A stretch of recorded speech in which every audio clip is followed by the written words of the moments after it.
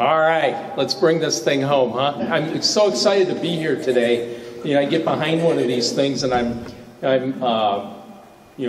first generation off the farm, and then also a preacher's son. So I get here and just start thinking about being behind the pulpit. So I want to talk to you about three things today. First, give you a little bit of an outsider's view of Walworth County, maybe some statistics about manufacturing in the county.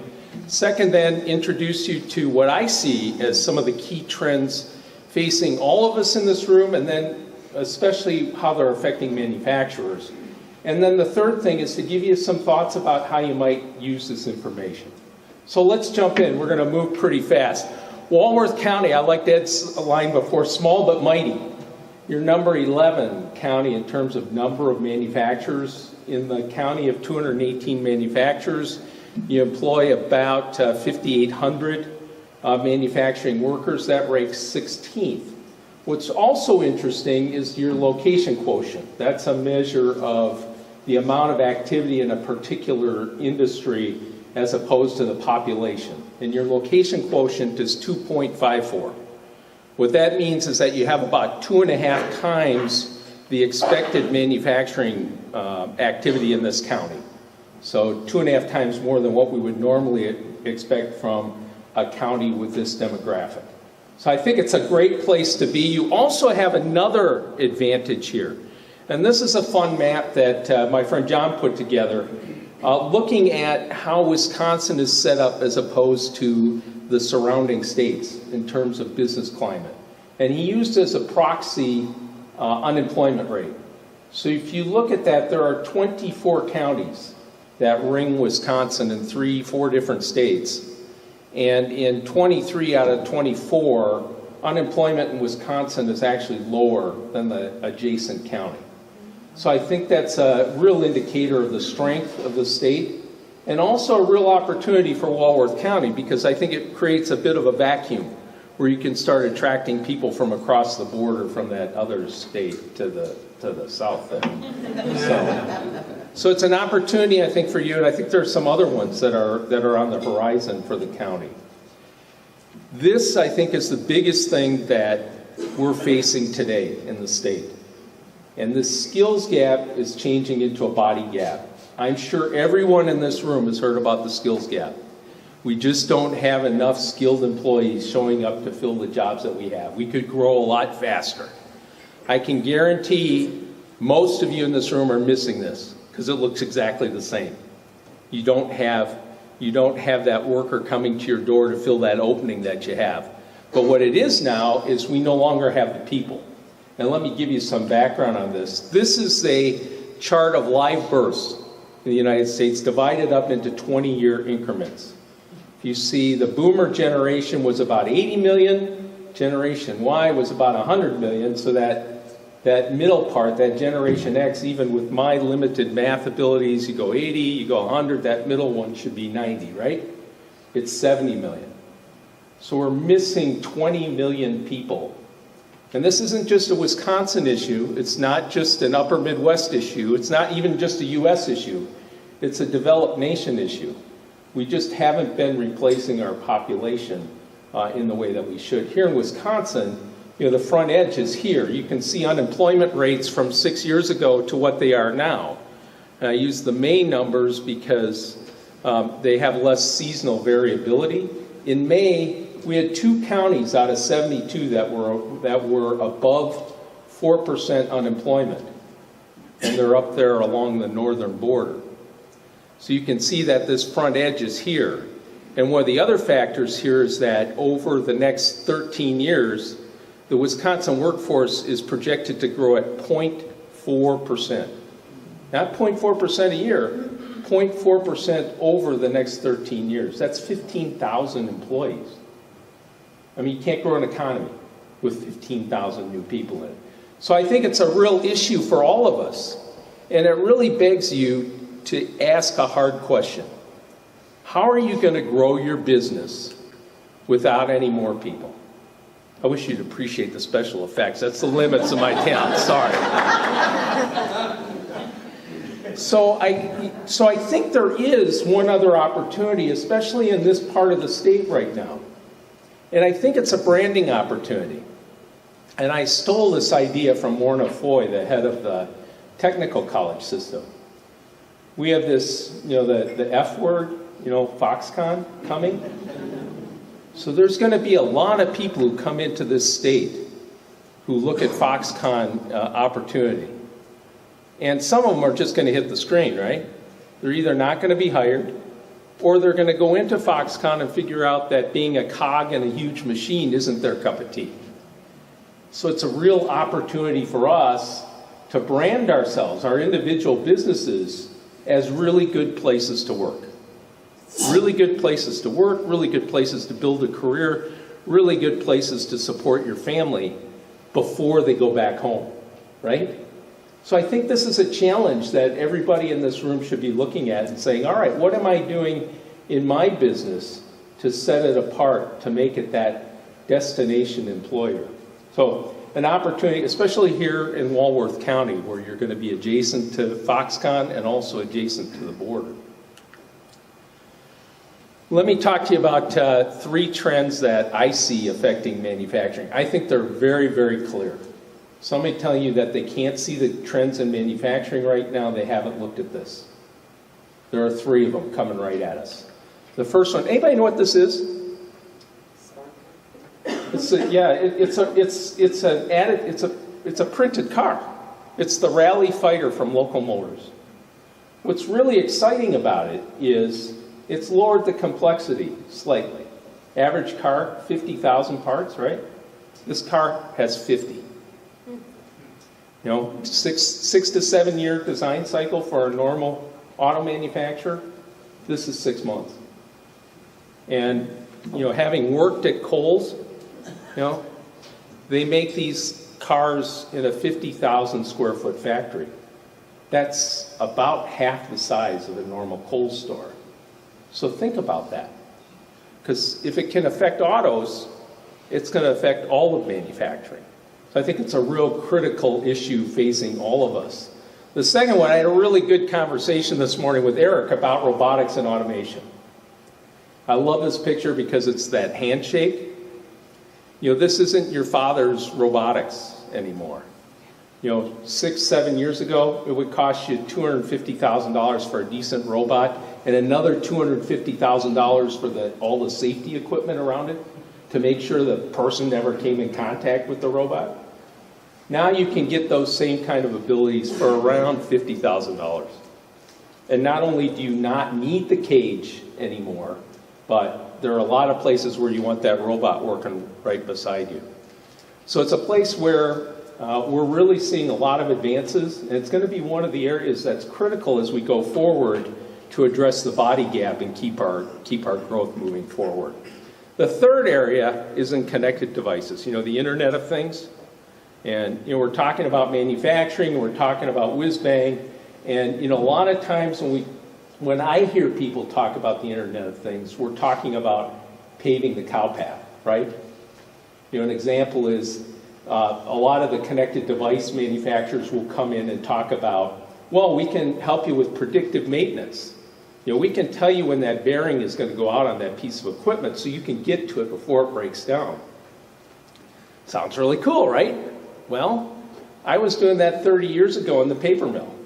The only difference is they have a really cool sensor and a readout in an office, and I had a millwright going around with a stethoscope, putting it on the bearing. So if you're using this technology just to do something that we did a long time ago, you're just automating the past. I like this picture because you start talking about farming. What does farming have to do with it? All right, consider the tractor. 40 years ago, and you could probably relate to this, Secretary, you bought your tractor. When did you see the dealer again? 15 to 20 years later when you bought another tractor. About 20 years ago, that changed. Started selling maintenance with it, right? A little bit more of a relationship. Now, there are tractors that you can modify remotely through software to meet the conditions and the job that you're doing in any particular situation. So you have this product now that can change minute by minute if you needed to.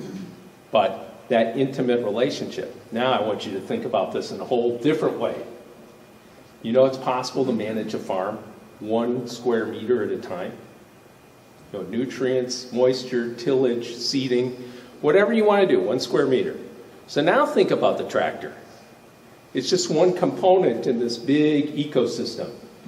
So what's John Deere got to think about now? Where do I want to play? How much of this do I want to play in? Do I want to launch satellites?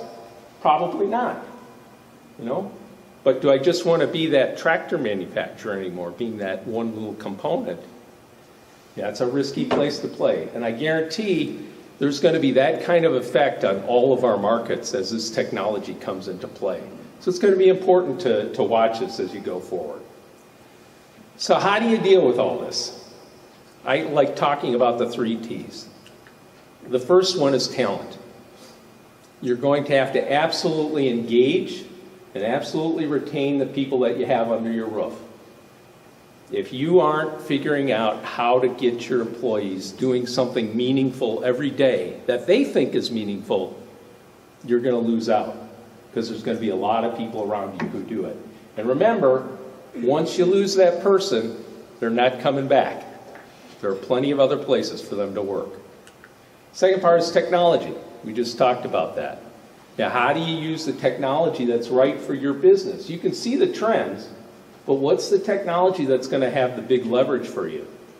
And, Eric and I were talking this morning about how 12 to 18 months is the key ROI for most small and medium manufacturers. A lot of times we use that as an excuse. Well, there's nothing out there that can give me an ROI in the next 12 to 18 months, so I don't have to worry about it. No, just the opposite. You have to start looking for those signals, for those canaries in the coal mine to tell you, okay, the pieces are coming together, and now I can make that investment pay off. So talent, technology, and now techniques. We talked about not paving the cow path, right? You got to find new ways to combine this, to keep reducing cost, to keep reducing time to market, and to increase your flexibility. Mass customization, the run size of one, is becoming more and more common. And it's going to be important that we're all able to react to that. So the question is, what you going to do, right? I love this picture. You can wait. You can wait until all the signals are very clear and you have a very clear decision of what you need to do. I pose to you that if you do that, you'll be put in that situation where you need to make a bet the farm investment at a time of stress. My turnaround experience tells me that's usually not a very good way to make a decision. Rather, I would put to you, why not go out and find some of this stuff and make small bets? Do little experiments. You don't have to build a whole line. Get one little part of it and see if it works. If it works, great. Build on that. If it doesn't work, abandon it. But you've learned along the way. And what you'll find is that when the answer becomes clear, you'll already be there. You'll already be in a place where you can take advantage of this. So I think it's really an exciting time to be a manufacturer. I think it's really an exciting time to be a manufacturer in Wisconsin, and especially here in Walworth County. And I want to thank you for the time you've given me.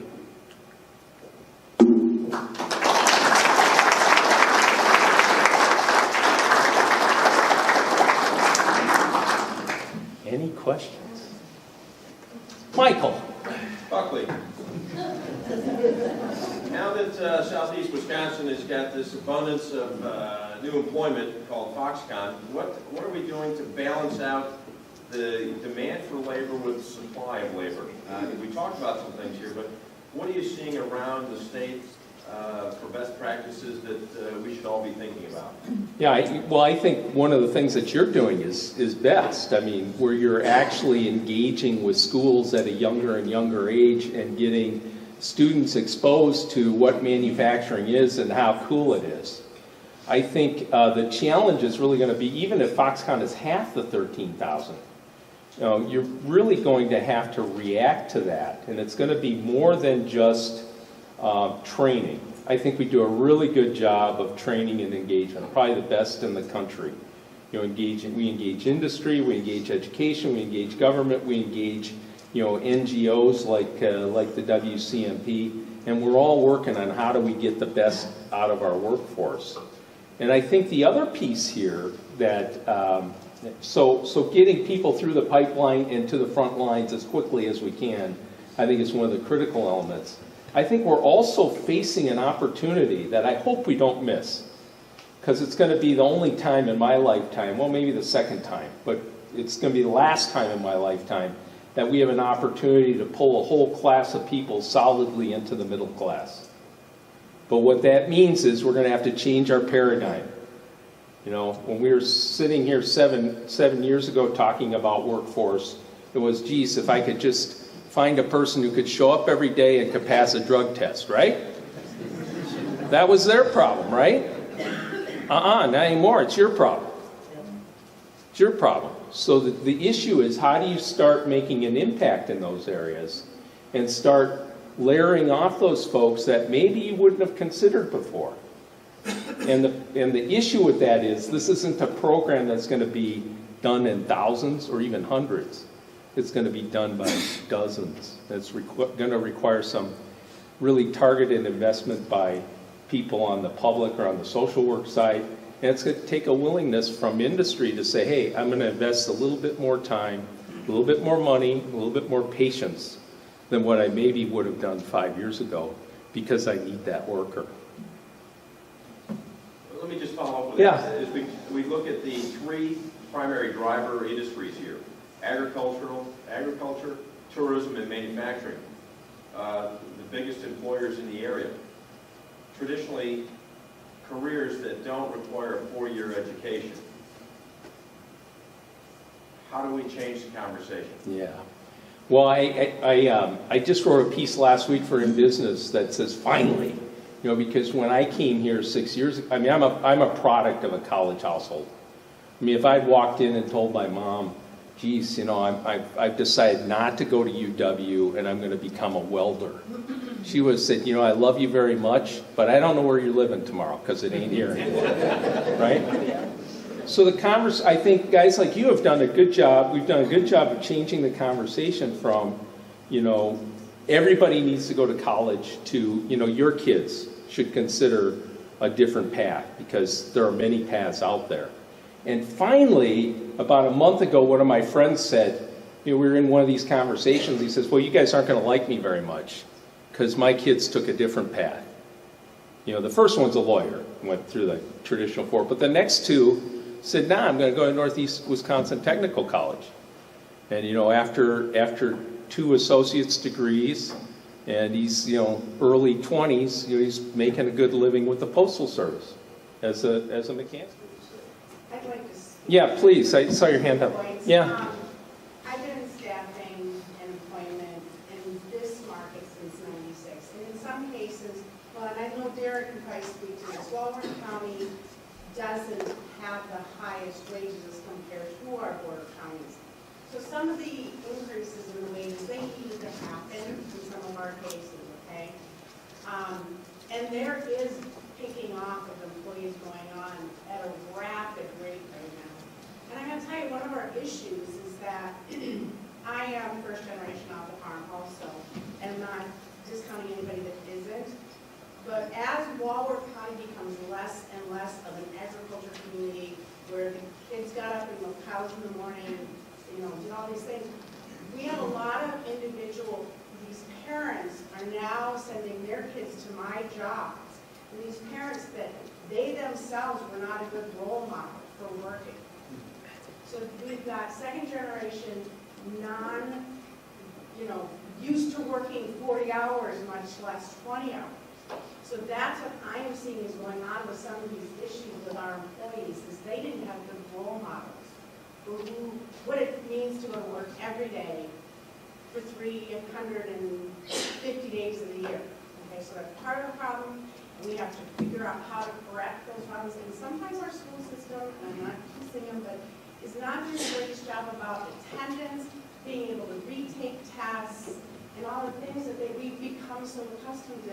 Because I've been in the school system. If you didn't do well, let's do it again. But that doesn't work in your manufacturing situation. It doesn't.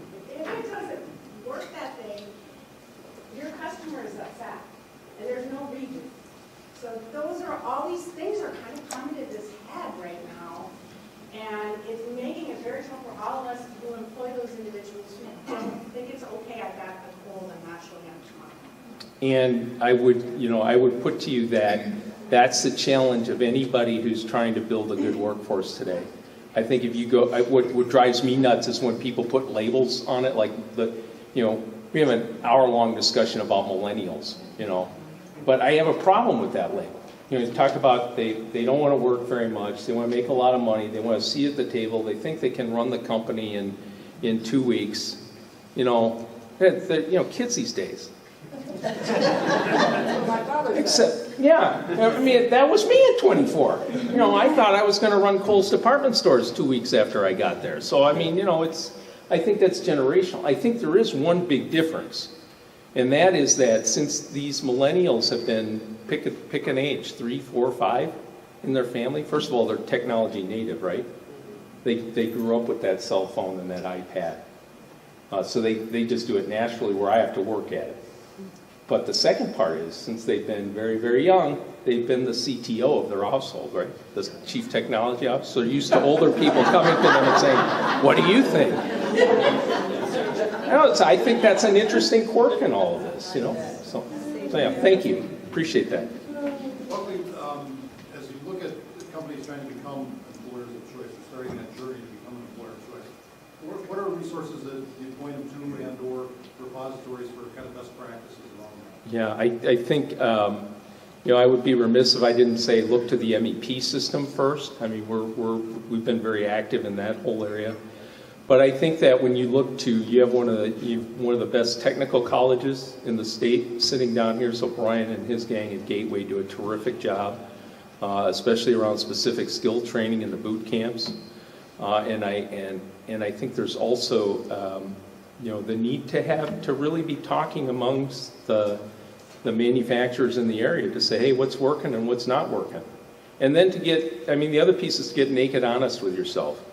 Am I really giving up control, or am I really just telling people why they should be doing what I want them to do anyway? And there's a difference there, and that's a difference between being truly engaged and not. So voice of employees is as important as voice of customer. Absolutely. There was a book written a decade ago or so, The Customer is Number 2, and it's about, geez, if you aren't taking care of the people under your roof, how can you ever hope to take care of your customer? Well, thank you. I really appreciate the opportunity to talk to everyone.